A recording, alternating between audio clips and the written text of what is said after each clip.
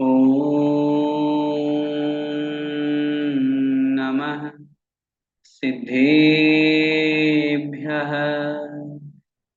ॐ नमः सिद्धेभ्यः। ॐ नमः सिद्धेभ्यः। नमो अरिहन्ताणं नमो सिद्धाणं नमो आयर्याणं नमो वज्रायाणं नमो लोये सव्साहूणम् मोक्षमार्गस्य नेतारम् भेत्तारं कर्मभूभृतां ज्ञातारं विश्वतत्त्वानां वन्दे तद्गुणलब्धये। वन्दे तद्गुणलब्धये। वन्दे तद्गुणलब्धये। पंच परमेष्ठी भगवान की जय। द्वादशांग जिनवाणी माता की जय। आचार्य भगवंत श्री उमा स्वामी मुनि महाराज की जय। संत शिरोमणि आचार्य भगवंत 108 श्री विद्यासागर जी महामुनिराज की जय। परम पूज्य गुरुदेव निर्यापक श्रमण मुनि पुंगव श्री सुधा सागर जी महाराज की जय। अभिनवाचार्य श्री समय सागर जी महाराज की जय। पूज्य गुरुदेव मुनि पुंगव श्री सुधा सागर जी महाराज की जय। अढ़ाई द्वीपस्थ समस्त महामुनिराजों की जय। आचार्य भगवंत उमा स्वामी द्वारा विरचित तत्वार्थ सूत्र ग्रंथादिराज का हम सभी स्वाध्याय कर रहे हैं और 8 अध्याय हमारे पूर्ण हो चुके हैं, जिसमें जीव, अजीव, आश्रव और बंध इन 4 तत्वों की व्याख्या अपन कर चुके हैं। जीव के साथ में जो कर्म वर्गणाएं जुड़ी हुई है वो अजीव हैं, वे पुद्गल हैं। उनका बंध कैसे होता है, किस प्रकार होता है, हम संसार में जो परिभ्रमण कर रहे हैं उसका कारण क्या है, संसार में जो विभिन्नताएं दिखाई देती है, जो विपरीतताएं दिखाई देती है, जो भिन्नता दिखाई देती है, उसका कारण क्या है, इन सब विषयों के बारे में अपन ने 8वें अध्याय में समझा। 8वां अध्याय इसलिए भी हमारे लिए महत्वपूर्ण रहा क्योंकि उसमें हमारे आत्मा को जो भटका रहा है, ऐसे कर्म व्यवस्था को अपन ने समझा। और जब किसी वस्तु को जो हमारे लिए नुकसानदायक है उसको हम समझेंगे तो हम उसे दूर कर पाएंगे। और उसे दूर करने का उपाय एक तो ये है कि हमारी मेंटेलिटी ये बने कि नहीं, मुझे इन इन प्रकार के कर्मों से बचने का भाव है, मुझे ऐसे कार्य नहीं करना ताकि मेरे कर्म का बंध हो। और दूसरा उपाय है कर्म को आने से ही रोक देना। कर्म को आने से ही रोक देना, और न केवल रोक देना बल्कि जो पहले कर्म हमने बांधे थे उनको धीरे धीरे करके और निर्जरा को प्राप्त कराना। ये संवर और निर्जरा 2 ऐसे महत्वपूर्ण तत्व है जो हमारे लिए उपादेय है। उपादेय का मतलब होता है ग्रहण करने योग्य। जिन तत्वों को हम अपने आत्मा के लिए कल्याणकारी मानते हैं वो सिर्फ 3 ही तत्व हैं, संवर, निर्जरा और मोक्ष। हम सब आज की इस कक्षा से लेकर के जो 9वां अध्याय प्रारंभ करेंगे उसमें यही प्रयास करें कि ये सब गुण हमारे अंदर आए। हम समझेंगे कि किन निमित्तों से संवर होता है, संवर किसे कहते हैं, संवर के कारण क्या है, कर्मों की निर्जरा करने के लिए क्या करना होता है।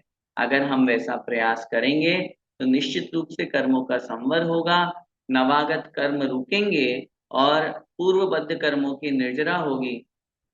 और जब ऐसी स्थिति बनेगी तो निश्चित रूप से एक दिन ऐसा आएगा कि हम समस्त कर्मों से रहित होकर के मुक्ति क्रिया का वर्ण करके मोक्ष परम पद को प्राप्त करेंगे।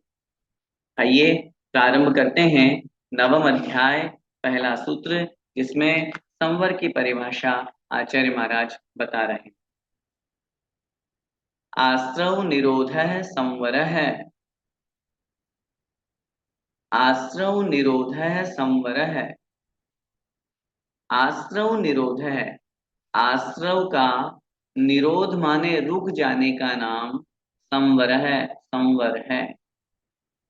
बहुत सीधी परिभाषा। आश्रव के रुकने का नाम संवर है। आश्रव किसे कहते हैं? पहले पढ़ के आए हैं छठे अध्याय में, काय वांग मनः कर्म योग है स आश्रव है। मन वचन काय की क्रिया का नाम योग है और वही आश्रव। तो बंध के हेतु, आश्रव के हेतु अपन पढ़ के आए हैं, मिथ्या दर्शना विरक्ति प्रमाद कषाय योगा बंध हेतु है, 5 हेतु है। अब संवर किसे कहते हैं? तो बहुत सीधी सी बात, इस आश्रव को अपने रोक दिया। मिथ्या दर्शन के निमित्त से कर्म का आश्रव हो रहा था, अपन ने सम्यक दर्शन प्राप्त कर लिया, तो मिथ्यात्व के निमित्त से होने वाला आश्रव रुक गया, मतलब मिथ्या दर्शन का संवर हो गया। बहुत सीधा समझना, बहुत सीधी डेफिनेशन है। संवर कठिन नहीं है। हम ज्यो ज्यो गुण प्राप्त करते जाएंगे त्यों त्यों आश्रव रुकता जाएगा। मैंने बताया ना, आश्रव के हेतु क्या है? बंध के हेतु मिथ्या दर्शन, अविरति, प्रमाद, कषाय और योग। पढ़ के है ना 8वें अध्याय में पहले सूत्र में। अब संवर किसे कहते हैं? मिथ्या दर्शन आपने रोक दिया, मतलब सम्यक दर्शन प्राप्त कर लिया, आप सब सम्यक दृष्टि हो गए। सम्यक दृष्टि हो गए तो मिथ्यात्व के निमित्त से जो कर्म का आश्रव हो रहा था वो रुक गया, तो मिथ्यात्व का संवर हो गया। अब 2 प्रतिमा धारण कर ली, पंचम स्थान को प्राप्त हो गए, तो एक देश अविरति का त्याग हो गया, छूट गई एक देश अविरति, तो एक देश अविरति का संवर हो गया। अविरति पूरी छूट गई, महाव्रत धारण हो गए, छठा गुण स्थान में आ गए, तो आपकी मिथ्यात्व और अविरति का संवर हो गया। 7वें गुण स्थान में पहुंच गए, मुनि अवस्था में 7वें गुण स्थान है। अब प्रमाद रूप अवस्था हुई, प्रमत्त भी, प्रमाद भी खत्म हो गया। मिथ्या दर्शन, अविरति, प्रमाद, 3 निमित्तों से होने वाला आश्रव रुक गया, अब संवर हो गया। 11वें गुण स्थान में पहुंच गए, वहां कषाय भी नहीं है। मिथ्या दर्शन, अविरति, प्रमाद और कषाय, इन 4 के निमित्त से होने वाला आश्रव रुक गया, अब मात्र योग से आश्रव हो रहा है, शेष का संवर हो गया। 13वें गुण स्थान तक योग है, 14वें गुण स्थान में पहुंच गए, समस्त निमित्तों का आश्रव रुक गया, संवर हो गया, और अब ऐसी स्थिति आ गई कि अब सब कुछ खत्म और मोक्ष। तो आश्रव का रुक जाना संवर कहलाता है। बहुत सीधी सी बात, हमारे नाव में पानी आ रहा था, छेद था, हमने उस पानी को रब रोकने के लिए उस छिद्र को बंद कर दिया। अब क्या हुआ? पानी आना रुक गया, अब हमारी नाव आगे पहुंच सकती है, लेकिन उसके लिए वो जो पहले का भरा हुआ पानी है उसको भी तो निकालना पड़ेगा, उसका नाम है निर्जरा, इसको आगे अपन समझेंगे। अब संवर की परिभाषा बताने के बाद अब संवर के कारण क्या है? संवर तो बता दिए कि आश्रव रुक जाने का नाम संवर है। वो किन कारणों से होता है, किन निमित्तों से होता है, वो अगले सूत्र में आचार्य महाराज बता रहे हैं। देखिए, सदुक्ति समिति धर्मानुपेक्षा परिसहजय चारित्र ही। सगुप्ति समिति धर्मानुपेक्षा परिसहजय चारित्र ही। मतलब वह कौन? संवर। संवर की चर्चा चल रही है ना। सह माने वह संवर किन किन निमित्तों से होता है? गुप्ति, समिति, धर्म, अनुप्रेक्षा, परिसहजय और चारित्र, 6 चीजें। इनके द्वारा, इनके माध्यम से स माने वह संवर होता है। यदि हमें कर्मों का संवर करना है, यदि हमें कर्मों को रोकना है, तो हम क्या करें? हम गुप्ति का पालन करें, समिति का पालन करें, धर्म को धारण करें, अनुपेक्षा का चिंतन करें, परिशय जय करें और चारित्र को धारण करें।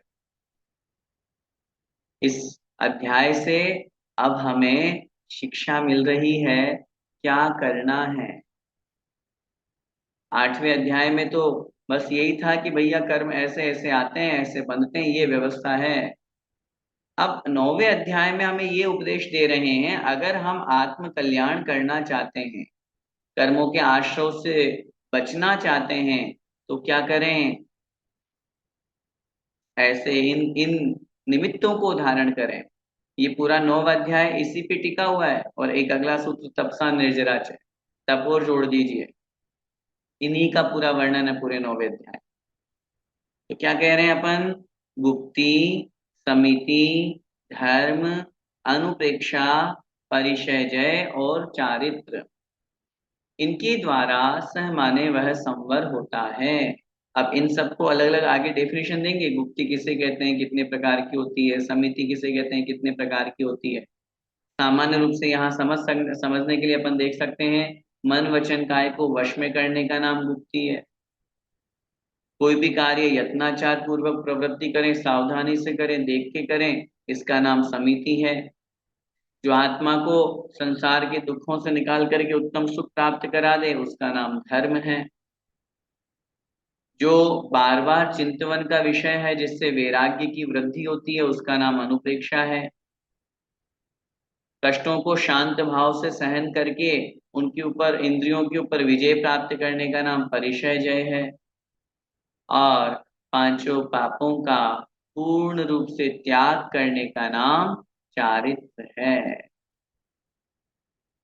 इनके माध्यम से संवर हुआ करता है, और वह संवर मेरी आत्मा के लिए परम उपादेय, परम कल्याणकारी है। और क्या है आत्मा के लिए कल्याणकारी, अगले सूत्र में बता रहे हैं। तपसा निर्जराच,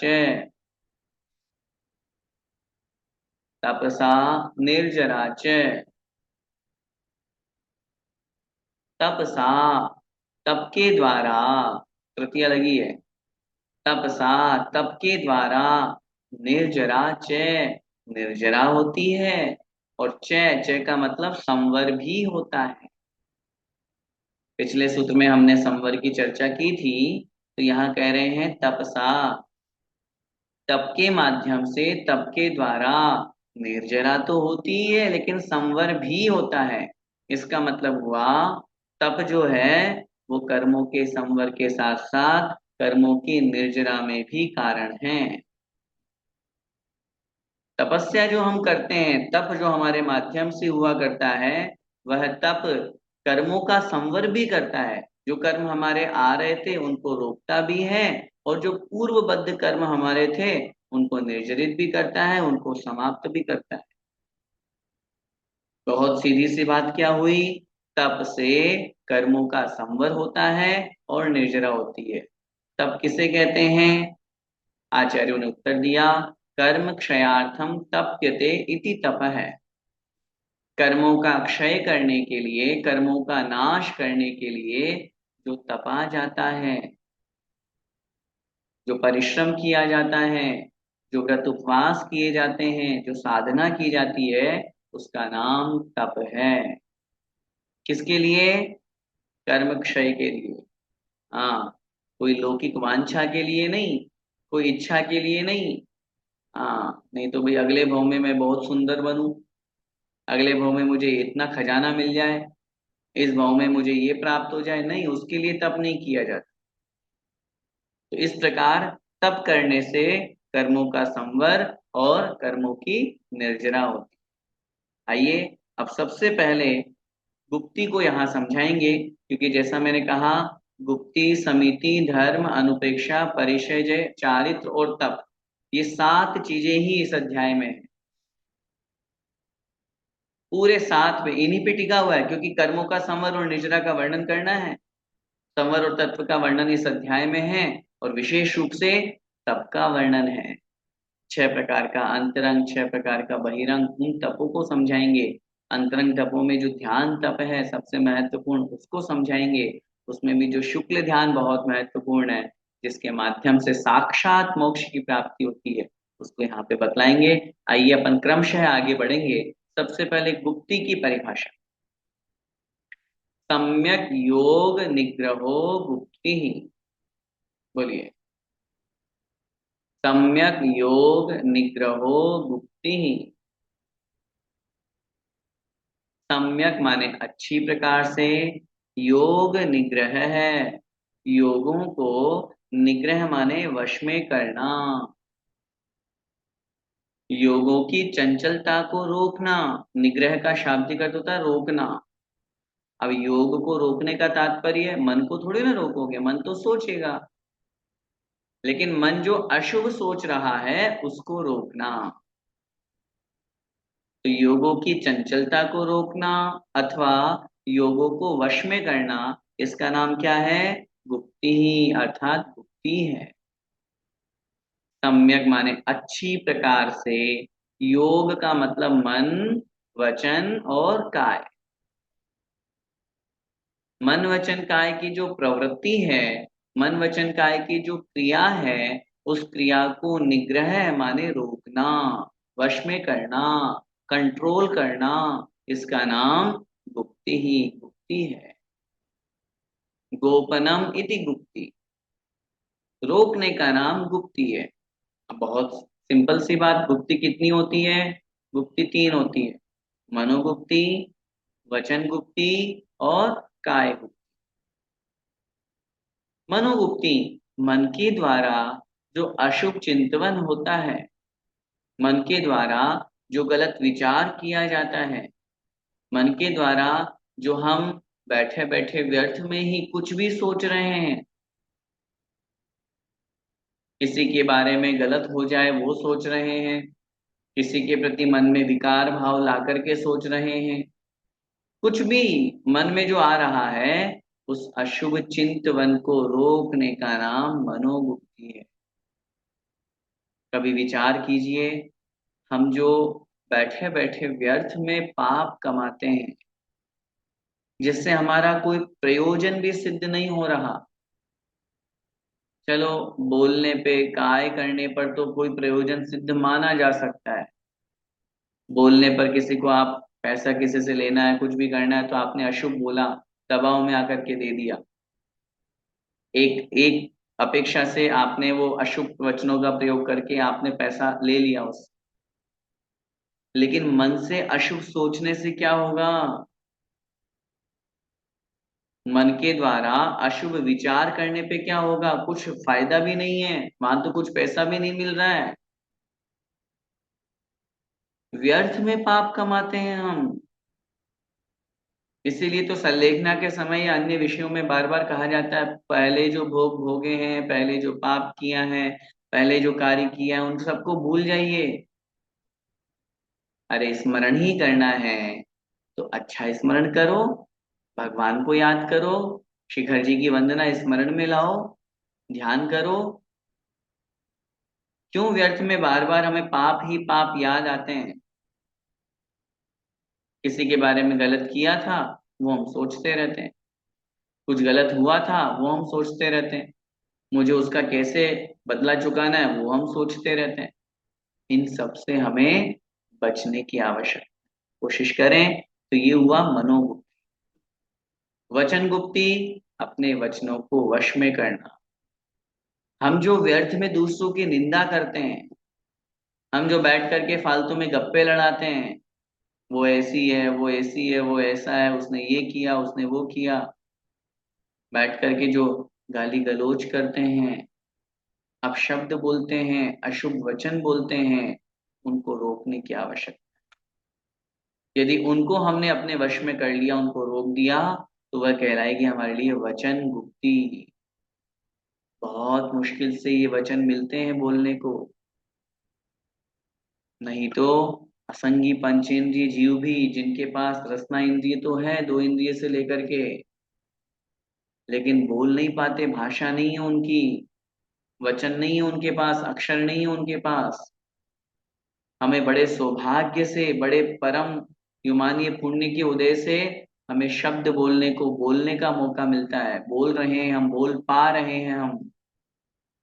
और उसमें भी अगर अपन ने अशुभ वचन बोले, अपशब्द बोले, कितने लोगों को देखते हैं व्यर्थ में फालतू में ही वो उल्टा सीधा बोलते रहते हैं, गाली गलौज करते रहते हैं, अपशब्द बोलते हैं, क्यों?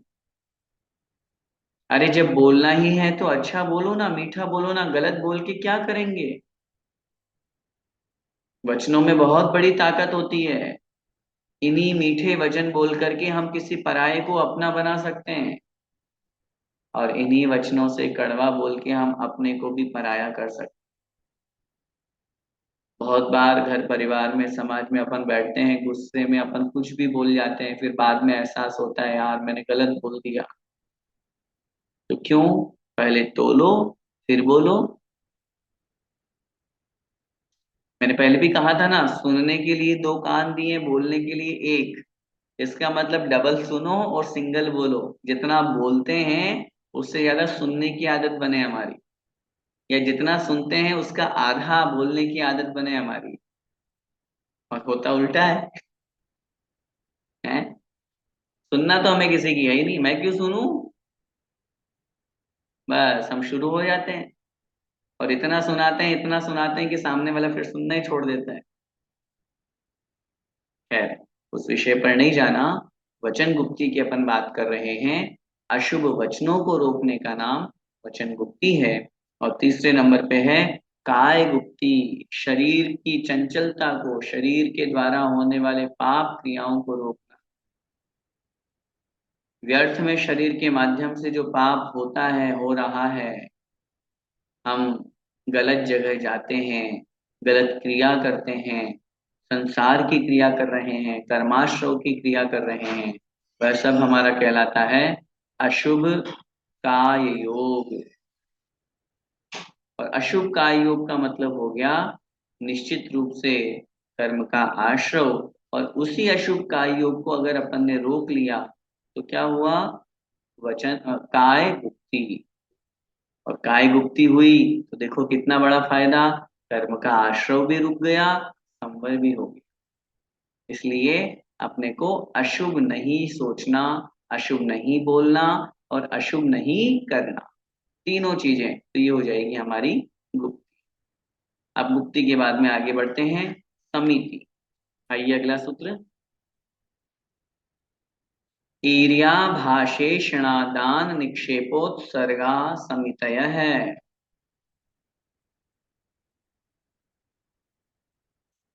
ईर्या भाषेषणादान निक्षेपोत्सर्गा समितय है।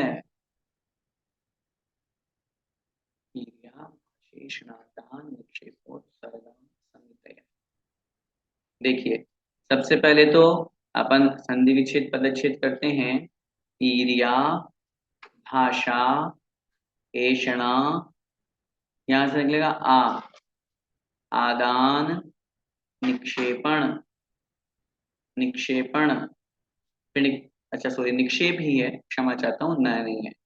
निक्षेप, आदान निक्षेप, फिर निकलेगा उ, उत्सर्गा, समितय है। पांच समिति होती है। ईर्या, भाषा, ऐषणा, आदान निक्षेप, उत्सर्ग, ये पांच समितियां।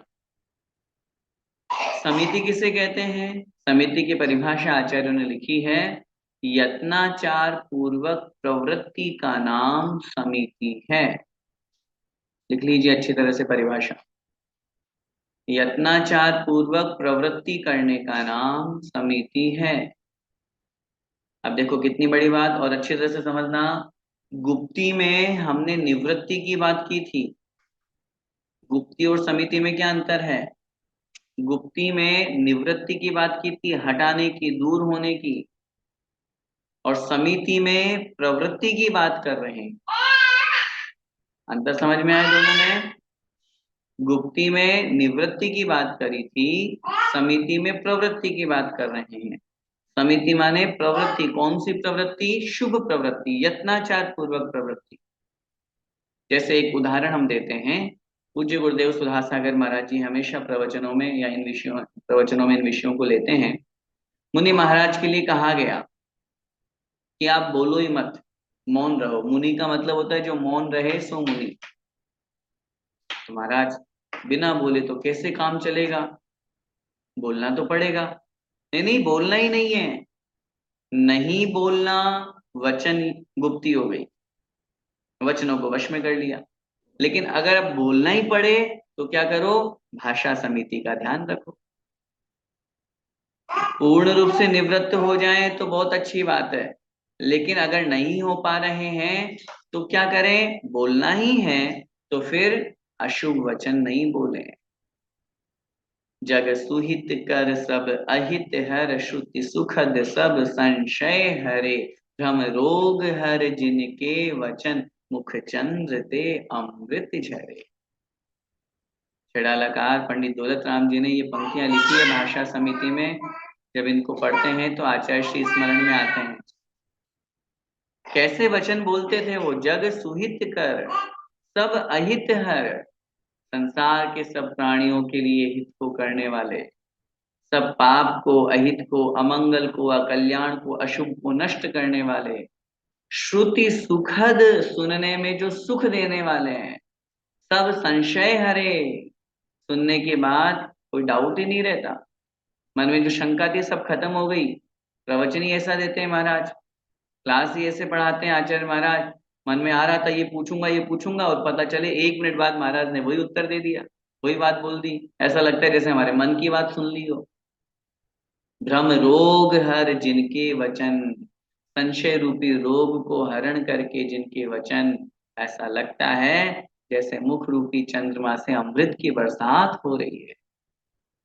ये कहलाती है भाषा समिति, जहां पर या तो बोलना ही नहीं, आचार्य श्री को देखा अपन ने, कितना कितना मौन रहते थे, बोलते ही नहीं थे, और अगर बोलते थे शॉर्ट एंड स्वीट, बहुत थोड़ा। जब थोड़ा बोलने से काम चल सकता है तो अधिक क्यों बोले, तो ये कहलाता है भाषा समिति।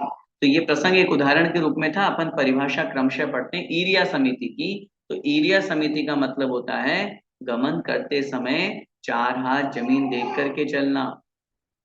ये क्यों, वही बात आ जाएगी। काय गुप्ती तो कह रही है चलो ही मत, काय गुप्ती का मतलब स्थिर बैठे रहो, अपने शरीर को वश में करो, कहीं नहीं जाना। अब महाराज ऐसे कैसे काम चलेगा, नहीं चलेंगे तो। विहार करने के लिए उपदेश मिला है, आहार करने जाना है, विहार करना है, निहार करना है, हमारे थोड़ी ना आपके तीर्थंकर जैसे मलमूत्र क्षेपण नहीं होते, हमें तो रोज शरीर की स्वस्थता के लिए निहार भी करना पड़ेगा। तो फिर क्या करो, अच्छा जाना है चलना है, हाँ चलो, लेकिन कैसे, ईरिया समिति से चलो। 4 हाथ जमीन देख करके चलेंगे तो क्या होगा, उस 4 हाथ वाले एरिया में जितने जीव होंगे, हम उससे अलग हटके चल रहे हैं तो जीव रहित हम चल पाएंगे, जीव रहित स्थान पर चल पाएंगे, जीवों की हिंसा नहीं होने देंगे, जीवों की रक्षा करते हुए हम चल पाएंगे, एक भी जीव मेरे माध्यम से मरण को प्राप्त ना हो। ये सबसे महत्वपूर्ण उद्देश्य होता है समिति का। तो ये कहलाती है ईरिया समिति। मैंने पहले भी बताया था 4 हाथ का एक बहुत बड़ा साइकोलॉजी, मतलब विद अपन एक तरीके से समझें तो जब कदाचित, क्योंकि हमारा अपना शरीर जो होता है वो हमारे हाथ से 3.5 हाथ का हुआ करता है, और अगर हम कदाचित ठोकर खा करके भी गिर पड़े, कोई भी मुनि महाराज आदि या कोई भी जो चल रहा है, तो 4 हाथ पहले जमीन देख ली है, तो गिर भी पड़ेंगे तो 3.5 हाथ उनका शरीर अगर पूरा गिर भी जाता है तो भी ऐसा तो नहीं होगा कि किसी जीव के ऊपर मरण हो जाएगा, जीव को कष्ट पहुंचेगा। दूसरी बात, 4 हाथ जमीन देखने पर हमारी आंखों का ऐसा एंगल बनता है जो बहुत अधिक नीचे नहीं होता, बहुत अधिक ऊपर नहीं होता। ज्यादा ऊपर देखेंगे तो नीचे के जीव नहीं दिखेंगे, ज्यादा नीचे देखेंगे तो सामने वाला नहीं दिखेगा, तो टकरा जाएंगे। इसलिए ये डिग्री का जो हमारा एंगल बनता है, इसीलिए 4 हाथ का उद्देश्य बताए। भाषा समिति मैंने अभी आपको निवेदन कर ही दी, अपने वचनों को बहुत अच्छी तरह से आगम के अनुसार हित मित और सुप्रिय वचन बोलना, ये कहलाता है भाषा समिति। तीसरे नंबर पे आता है ऐषणा समिति। ऐषणा का मतलब आहार में 46 दोषों को टाल करके, हमारे यहाँ पर उद्गम दोष आदि करके 46 दोष कहे गए हैं, उन दोषों को टाल करके मुनि महाराज बिल्कुल शुद्ध विधि आगम के अनुसार मर्यादित भोजन ग्रहण करते हैं, उसको कहते हैं ऐष्णा समिति। चौथे नंबर पे है आदान निक्षेप समिति। सामान्य रूप से आदान निक्षेपण भी नाम मिलता है। तो आदान निक्षेपण का मतलब होता है, आदान माने ग्रहण करना, निक्षेपण माने रखना। किसी भी वस्तु को रखते समय अथवा उठाते समय जीव हिंसा का ध्यान रखना, कहीं कोई जीव मरण को प्राप्त तो नहीं हो रहा। हमने कितनी बार प्रसंगों पर कहते हैं, बोलते हैं, आपने सामान लिया और रख दिया, क्या पता वहां चींटी थी तो छोटे छोटे प्राणी थे, मरण को प्राप्त हो गए। आप महिलाएं विशेष रूप से प्रवचन सुन रही है, क्लास पढ़ रही हैं, बहुत बार ऐसा होता है किचन में अपन ने उठाया गरम गरम तवा और नीचे रख दिया, या वस्तु को लिया, देखा, उसको देखा ही नहीं और तुरंत उसमें पानी डाल दिया, उसमें जीव था पहले। हर चीज में यत्नाचार पूर्वक प्रवृत्ति का नाम समिति है। किसी भी वस्तु को उठाते अथवा रखते समय, अब उस किसी भी वस्तु में अपना शरीर भी आ रहा है। हाँ, कहीं अपने शरीर को रखो, रखने का मतलब खुद बैठे हम तो एक बार जरा देख तो लो भाई। आपका 80 किलो का शरीर बेचारी चींटी पे, हाँ किसी का 50 भी हो सकता है, 100 भी हो सकता है, अब उदाहरण है ये तो कहने का मेरा तात्पर्य ये है, वहां अपन मुनि महाराज को देखते हैं ना, वो कहीं भी बैठते हैं, कोई भी वस्तु लेते हैं तो पिछिका लगाते हैं। तो ये चीजें बहुत महत्वपूर्ण हुआ करती है। ये कहलाता है आदान निक्षेप समिति। और पांचवा है उत्सर्ग समिति। उत्सर्ग का मतलब होता है जीव रहित स्थान पर मलमूत्र क्षेपण करना। जिस स्थान पर जीव हैं, जीवों की हिंसा हो रही है, वहां पे यदि मलमूत्र क्षेपण करेंगे, मलमूत्र विसर्जन करेंगे, तो और ज्यादा जीव हिंसा होगी।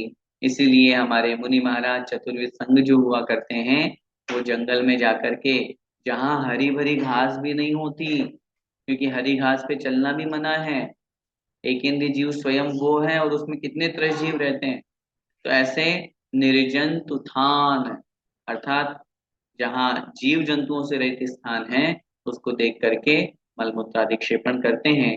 अब इस बात से अपन विचार कर सकते हैं कि कोई भी मुनि महाराज, मुनि, आरिका, श्रावक, श्राविका, एल्लक जी, क्षुल्लक जी, आरिका माता जी, क्षुल्लिका जी, आप खुद सोचिए, वो फ्लश की लेटरिन में कैसे जा सकते हैं। जब उत्सर्ग समिति का पालन करने की बात कह रहे हैं, उत्सर्ग समिति उनके 28 मूल गुणों में आती है मुनि महाराज के। 8वीं प्रतिमा में आरंभ का त्याग हो गया क्षुल्लक जी, अलग महाराज जी के, 11वीं प्रतिमा धारी है वो। अब ऐसी स्थिति में वो फ्लश की लेटरिन में जाएंगे, तो फिर उस स्थिति में कैसे ये समिति का पालन होगा, कैसे जीव हिंसा से बचेंगे। फ्लश की लेटरिन में तो अनछना पानी है, और उस कमोड में कितने त्रस जीव भरे पड़े हैं, इतने त्रस जीव के हम आंखों से देख नहीं सकते। तो ऐसी स्थिति में पाप से बचना अपना मुख्य उद्देश्य है। उसको ध्यान में रख करके बहुत सावधानी से अपन को हर क्रिया करनी चाहिए। आगे बढ़ते हैं, धर्म किसे कहते हैं और कितने प्रकार का है, अगले सूत्र में देखिए। उत्तम क्षमा मार्दवार्जव शौच सत्य संयम तपस्त्यागा किंचन्य ब्रह्मचर्याणि धर्म है। बोलिए। उत्तम क्षमा मार्दवार्जव शौच सत्य संयम तपस्त्यागा किंचन्य ब्रह्मचर्याणि धर्म है। उत्तम क्षमा, मार्दव, आर्जव, शौच, सत्य, संयम, तप, त्याग, आकिंचन्य, ब्रह्मचर्य धर्म है। ये 10 धर्म हैं। उत्तम शब्द सभी के साथ जुड़ जाएगा। उत्तम क्षमा, उत्तम मार्दव, उत्तम आर्जव, उत्तम शौच, उत्तम सत्य, उत्तम संयम, उत्तम तप, उत्तम त्याग, उत्तम आकिंचन्य और उत्तम ब्रह्मचर्य। ये 10 धर्म हुआ करते हैं। और धर्म की परिभाषा आचार्यों ने क्या लिखी, वत्सु सहावो धम्मो जीवाणम रक्षणम धम्मो रणत्रयम च धम्मो। और उसके अलावा खमादि भावो या 10 भी हो धम्मो। वस्तु के स्वभाव का नाम धर्म है, रत्नत्रय के पालन का नाम धर्म है, सम्यक दर्शन, सम्यक ज्ञान, सम्यक चारित्र। और इसके साथ में जीवाणम रक्षणम धम्मो, जीवाणम रक्षणम, जीवों की रक्षा करने का नाम धर्म है।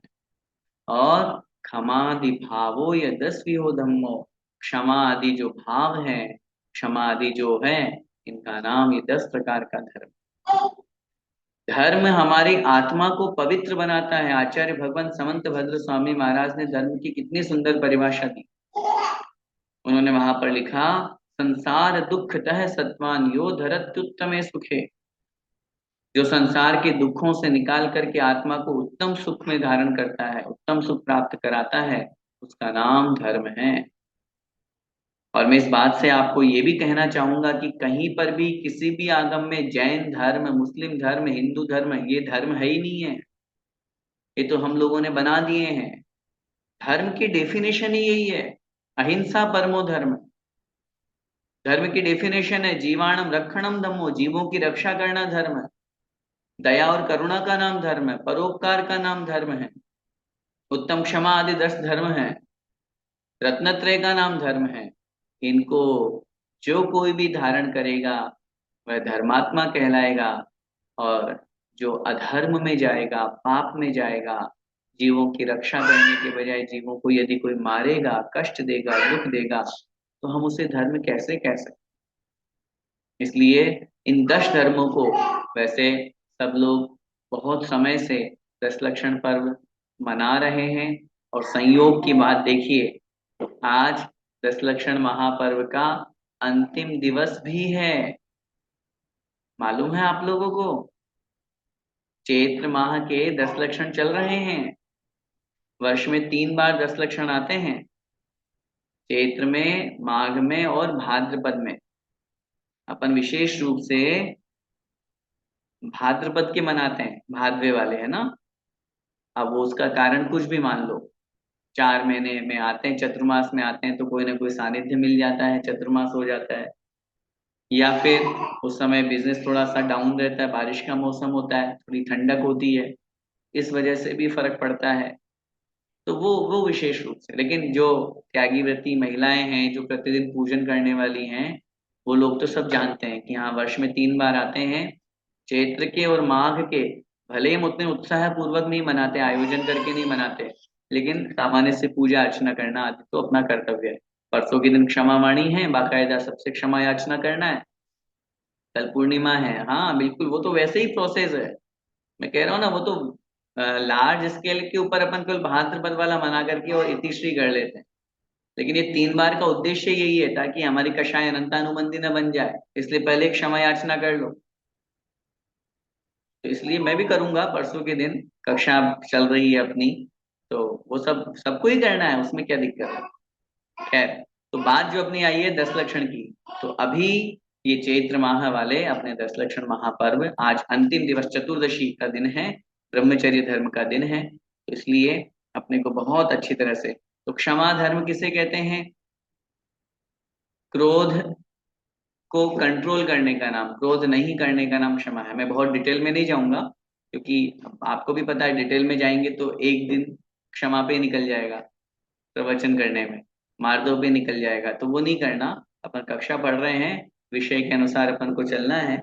इसलिए मार्दव किसे कहते हैं? मान से रहित भाव रखना, गदुता का भाव रखना, मान कषाय नहीं करना, ये मार्दव धर्म है। आर्जव धर्म किसे कहते हैं? रिजुता, रिजोर भाव है आर्जवम, रिजुता का भाव, सरलता का भाव जो है वह आर्जव धर्म है। शौच धर्म, शुचिता का भाव, शुचेर भाव है शोचम, जहाँ पवित्रता का भाव होता है, लोभ से रहित भाव होता है, उसका नाम होता है शौच धर्म। सत्य धर्म किसे कहते हैं? तो सत्य धर्म के लिए कहा गया है, असत्य से बचना, हित मित प्रिय वचन बोलना, पर वदकार कठोर निंद्य नहीं वयन उचारे। दूसरों को कष्ट देने वाले कठोर वचन ये सब नहीं बोलना, ये कहलाता है सत्य धर्म। संयम किसे कहते हैं? जहां पर पांच इंद्रिय और मन को वश में करना और षटकाय की जीवों की विराधना नहीं करना, षटकाय की जीवों की हिंसा नहीं करना, इसका नाम है संयम धर्म।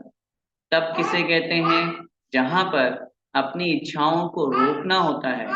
इच्छा निरोधस तप है, इच्छा निरोधस तप है, अपनी इच्छाओं को रोकने का नाम तप है। जहां इच्छाओं को रोका, मन में इच्छा हो रही है आज मैं भोजन कर लूं, और हमने रोक दिया, नहीं आज मैं एकाशन करता हूँ, आज मैं उपवास करता हूँ, तो ये तप हो गया। तप के बाद में त्याग किसे कहते हैं? अपनी शक्ति अनुसार वस्तुओं को छोड़ने का नाम। क्योंकि संयम में नियम वगैरह लिए जाते हैं, लेकिन त्याग में छोड़ा जाता है। और गृहस्थ की अपेक्षा से अगर अपन बात करेंगे, तो अनुग्रहार्थम स्वस्याति सर्वोदानम, अपनी शक्ति अनुसार, अपनी सामर्थ्य अनुसार जितना बन सके उतना दान करने का नाम त्याग धर्म है। और आकिंचन्य, मेरा कुछ नहीं है, न किंचनम इति अकिंचनम, तस्य भावः इति आकिंचन्यम। मेरा कुछ नहीं है, इसका नाम अकिंचन है। और ये भाव जब मेरे अंदर आ जाता है, वास्तव में देखा जाए तो ये शरीर भी मेरा नहीं है। अन्य पर पदार्थों को मैं कैसे अपना मान रहा हूँ?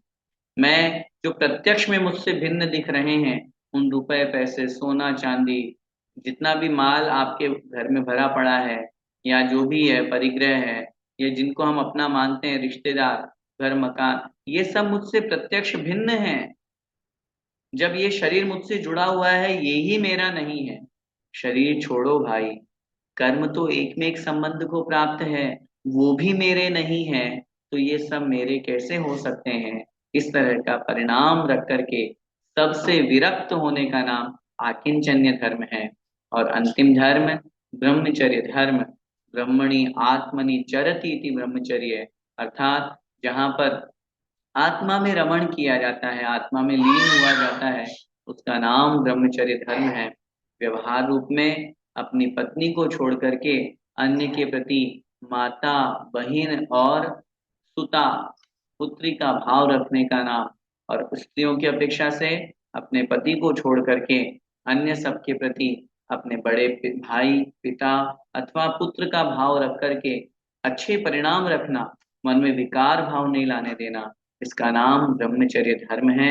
ये 10 प्रकार के धर्म हमारी आत्मा का कल्याण करने वाले हैं, हमारी आत्मा को बहुत पवित्र और पावन बनाने वाले हैं। हम जितना हो सके अपने इन 10 धर्मों को अपने जीवन में अपनाने का प्रयास करें, क्योंकि ये जो वर्णन चल रहा है, चाहे गुप्ती, समिति, धर्म, अनुपेक्षा, मुनि महाराज तो इन सब का पालन करते ही करते हैं। उनके लिए तो नियामक है, उनके लिए तो संकल्पबद्ध हो तो। लेकिन अपन गृहस्थ भी जितना हो सके, जैसे मैंने पहले भी कहा था ना, समिति का पालन अगर हम करेंगे तो क्या हमें पाप लग जाएगा? हम अगर देख के चलेंगे तो क्या हमें दोष लगेगा? नहीं, और अच्छा ही है ना, और अच्छा ही है। हम उसका पालन करेंगे तो हम पाप से बचेंगे, और अच्छा ही है। ऐसे ही 10 धर्मों का पालन मुनि महाराज तो करते ही हैं। यदि हम ध्यान रखेंगे, हम भी जितना हो सके उतने अंशों में पालन करेंगे। क्षमा भाव पूरा नहीं रख सकते तो थोड़ा सा क्रोध पे कंट्रोल कर सकते हैं। कभी कभी सामने वाले से अपन अपेक्षा करते हैं कि वो हमको माफ कर दे, तो अपन भी उसको माफ कर दो। उससे भी गलती हो जाती है, गुस्से में बोल दिया, कोई बात नहीं। जितनी जल्दी हम अपने लिए क्षमा की अपेक्षा करते हैं, उतना जल्दी हमें सामने वाले को क्षमा कर देना चाहिए। है इतना दिल? है? अपन से गलती हो जाती तो अपन कितना जल्दी सोच, अरे यार अब हो गई गलती, अब प्लीज माफ कर दो ना। तो यही तो सामने वाला भी अपेक्षा कर रहा है हमसे, ये कहलाता है क्षमा धर्म। ऐसे माधव आ जाओ, सभी को समझें। आज समय हो रहा है, क्योंकि विषय आ गया है, इसलिए उत्तम त्याग धर्म की अपेक्षा से हम कहेंगे, उत्तम त्याग धर्म की अपेक्षा से अपन बहुत अच्छी तरह से ये तत्वार्थ सूत्र की कक्षा पढ़ रहे हैं। और प्रसन्नता का विषय है कि इम्फाल महिला दिगंबर जैन समाज के द्वारा ये कक्षा आप सभी लोगों के लिए आयोजित की जा रही है। और पिछले लगभग 20 दिनों से अपन अनवरत इस तत्वार सूत्र का अध्ययन कर रहे हैं। और उस स्थिति में अपन सब जानते हैं कि जिस माध्यम से अपन यह अध्ययन कर रहे हैं, ज्ञान का कितना बड़ा महत्व है। जिस संस्थान के माध्यम से यह अध्ययन अध्यापन आपके द्वारा आपके तक पहुंच रहा है, उसका नाम श्री दिगंबर जैन श्रमण संस्कृति संस्थान है। और हमेशा की तरह ही कहीं पर भी कोई भी शिविर का आयोजन होता है तो हमारा एक निवेदन रहता है कि आपके माध्यम से हमारे सांगानेर संस्थान को आर्थिक सहयोग प्राप्त हो। और आज प्रसंगवश भगवान महावीर स्वामी का कल अपन ने जन्म कल्याणक दिवस जन्म जयंती भी मनाई। और चूंकि ये कक्षा अपनी 30 अप्रैल को समाप्त हो जाएगी, 30 अप्रैल तक अपना ये पूरे 10 अध्याय पूरे भी हो जाएंगे, तो उसके बाद फिर कोई पर्सनली भेजे या कुछ भी भेजे तो वो एक अलग बात हो सकती है। लेकिन शिविर के निमित्त से मैं चाहता हूँ कि आप जितने भी महानुभाव यहाँ पर ऑनलाइन पढ़ रहे हैं या यहाँ उपस्थित नहीं है यूट्यूब के माध्यम से पढ़ रहे हैं, तो वे जितना हो सके संस्थान को सहयोग करने की अपेक्षा करें। इम्फाल महिला समाज ने तो अपना ये बीड़ा आगे उठा करके, चाहे वो नीलम काकी जी हो, चाहे सरिता भाभी हो, चाहे अनुराधा भाभी हो, या जितनी भी इनकी पूरी टीम है, इन्होंने तो बहुत अच्छा शुभ कार्य किया है कि नहीं हम अकेले नहीं पढ़ेंगे। मैंने पहले दिन भी कहा था कि ये चाहते तो विषम परिस्थितियों में भी हमें बुला लेते कि नहीं भैया जी हम तो आपकी सब व्यवस्था करेंगे, आप बिल्कुल चिंता मत करो, आपको बिल्कुल सेफ पहुंचा देंगे वापस। हिंसा हो रही है तो हमारे इधर हो रही है, आपके मंदिर में आपको बुलाने के बाद हमें कुछ भी नहीं होगा, आपकी चाहे भोजन की व्यवस्था मंदिर में करनी पड़े हम तो कर देंगे, बुला लेते ये तो। लेकिन इनके मन में भाव आया कि नहीं, हम क्यों रिस्क भी नहीं लेना चाहते हैं, विकल्प भी नहीं करना चाहते हैं। और अच्छा ये होगा कि ऑनलाइन करेंगे तो न केवल हमको बल्कि अन्य लोगों को भी लाभ मिल जाएगा। तो इन सब लोगों ने ये भावना भाई, पूरा जो भी जूम आईडी का खर्चा है या जो भी है वो तो उनके माध्यम से, सब वो पूरा आयोजन ही उनकी तरफ से है। लेकिन उसके अलावा और भी जो भी कोई महानुभाव इस निमित्त से, ज्ञान दान के निमित्त से सांगानेर संस्थान में अपना सहयोग करना चाहते हैं, तो अभी इस क्लास के बाद में आप हैंड रेस करके अनाउंस भी कर सकते हैं। और साथ में ही अगर कोई हैंड रेज नहीं करना चाहे तो अकाउंट नंबर ग्रुप में मैसेज कर दिया जाएगा, आप उसके माध्यम से सांगानेर संस्थान में दान पहुंचा सकते हैं। एक निवेदन, वैसे तो सभी आप लोग परिचित हैं, फिर भी नहीं है तो मैं यहाँ बता दूं, 11th क्लास से लेकर के फाइनल ईयर तक 5 इयर्स का कोर्स हमारा है। और लगभग 200 बच्चे और पौने 200 बच्चियां, 400 बच्चे बच्चियां हमारे यहाँ पर अध्ययन कर रहे हैं। उनकी सारी व्यवस्था निःशुल्क है, उनका रहना खाना पीना, उनकी पढ़ाई, कॉलेज की पढ़ाई सब फ्री है टोटल। हमारा एक ही उद्देश्य है, पूज्य गुरुदेव सुधा सागर महाराज जी के आशीर्वाद से एक ही उद्देश्य है, उनकी प्रेरणा है, कोई भी बच्चा यहाँ पर आकर के धर्म और संस्कार सीखे, उसको फीस की बाध्यता नहीं होनी चाहिए। 10 लक्षण पर्व में शिविर में हम जगह जगह जाकर के और शिविर लगाते हैं, प्रभावना करते हैं। तो उस निमित्त से लोग संस्थान को डोनेट करते हैं।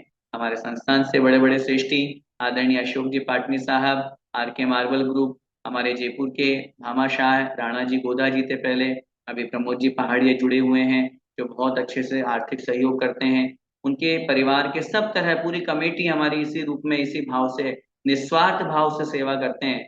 पूज्य गुरुदेव सुधा सागर महाराज जी हमेशा कहते हैं, और आज मैं उनकी पंक्तियों को दोहराना चाहूंगा, वो कहते हैं, मैंने जितने भी तीर्थ बनाए, जितने भी क्षेत्रों को आशीर्वाद दिया, वो सब एक तरफ और सांगानेर श्रमण संस्कृति संस्थान एक तरफ। क्योंकि इसके माध्यम से जो आज लोगों में धर्म पहुंच रहा है, जो जन जन में जागृति आई है, जो लोग धर्म सीख रहे हैं, आज मैं खुद अपने आप में सौभाग्यशाली मानता हूं अपने आप को कि मैंने सांगानेर संस्थान में अध्ययन किया और आज यहाँ अध्यापन करके मैं अपने आप में गौरव का अनुभव करता हूँ। आज आप देखिए, चाहे इम्फाल में हो उत्कर्ष भैया, अथवा और कहीं पर भी हो जहां आप हो, वहां पे कितनी जगह पे हमारे सांगानेर संस्थान के विद्वान हैं, और वो वहां रह करके समाज को गाइड करते हैं, समाज को एक दिशा निर्देश देते हैं, एक धर्म की प्रभावना करते हैं। नहीं तो कौन से पंडित आते। आज अगर अपन आज से 25 साल बैक में जाकर के देखते हैं तो समाज में पंडितों का अभाव था, और जो पंडित थे वो मुनि विरोधी थे, जो पंडित थे वो लोभी लालची थे, वो क्रियाकांडी थे, पैसे मांगते थे कोई भी काम कराने के। तो इन सब चीजों पर रोक लगी है सांगानेर संस्थान के माध्यम से। तो इसलिए आपके द्वारा दिया गया जो दान है वो चारों प्रकार के दान में यहाँ पर उपयोग होता है। तो आप कोई भी महानुभाव जो देना चाहे उनका हार्दिक स्वागत है। अगर यहाँ पे अनाउंस करेंगे तो सबके बीच में अब प्रेरणा भी मिलेगी। और अगर आज नहीं कल कभी भी कर सकते हैं, ऐसा नहीं है। अपनी ये जो कक्षा है 29-30 तक चलेगी, तब तक भी आप अनाउंस कर सकते हैं। और डायरेक्ट अकाउंट नंबर में आप डिपॉजिट करेंगे तो एक निवेदन मेरा जरूर, जो भी डिपॉजिट करें उसकी आप मेरे को स्क्रीनशॉट या स्लिप जो है वो व्हाट्सअप जरूर कर दें। उसमें मेरा नंबर भी डाल देंगे हम, जिनको सेव नहीं है जिन लोगों के पास में, ताकि हम यहाँ से मैच करा के आपको यथाविधि उसकी रिसिप्ट पहुंचा सकें, ताकि आपको भी हमारे यहाँ पर भी पूरा उसका रिकॉर्ड रहे। तो आज दशलक्षण पर्व का दिवस है, अंतिम दिवस है, तो इसलिए ये प्रसंग मुझे याद आ गया। और संयोग से सूत्र भी दश धर्म का आ गया, इसलिए मैंने आप लोगों के बीच में बात कही। आइए, समय आपका हो गया है। इसी मंगल में भावना के साथ बोले द्वादशांग जिनवाणी माता की जय।